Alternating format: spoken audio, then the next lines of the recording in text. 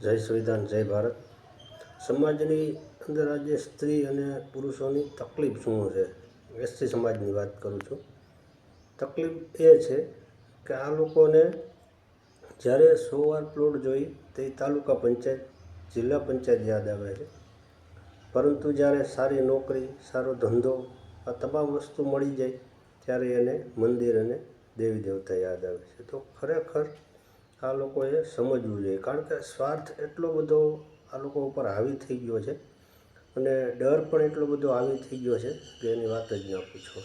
તો જે મનુવાદી લોકો છે અને મનુવાદમાં જે ગળાડૂબ છે તે લોકોએ ખરેખર સમજવું જોઈએ, કારણ કે આ જે લોકો રહ્યા એ સમાજને ખરેખર બનાવે છે, ફક્ત જય ભીમનું નામ લઈ અને પોતાના કામ કરાવે છે. કારણ કે તમે સમજી લો કે જ્યારે એને 100 વાર પ્લોટ જોઈ તો સંવિધાન યાદ આવે, 1.5-2 લાખ સહાય જોઈ ત્યારે સંવિધાન યાદ આવે, 10-12 હજાર જે બાથરૂમના પૈસા જોઈ ત્યારે સંવિધાન યાદ આવે, જ્યારે બાળકનું શિક્ષણ પહેલાં ધોરણથી ચાલુ થાય અને જ્યાં લગી ભણે અને સારી નોકરીએ લાગે ત્યાં સુધી સંવિધાન યાદ આવે, કારણ કે એમાં સ્કોલરશીપ જોતી હોય, પૈસા મળતા હોય, ફ્રીમાં શિક્ષણ મળતું હોય, આ તમામ વસ્તુ જ્યારે જોતી હોય ત્યારે સંવિધાન અને બાબા સાહેબ યાદ આવે. પણ જ્યારે તમામ વસ્તુ મળી જાય અને ઊંચા હોદ્દા પર, પદ ઉપર બેસી જાય ત્યારે એને શું યાદ આવે? મંદિર અને માતાજી. એટલે આ જે માનસિકતા છે ખરેખર આવા જે મૂર્ખ લોકો છે એમને કાઢવી જોઈએ. જય સંવિધાન, જય ભારત.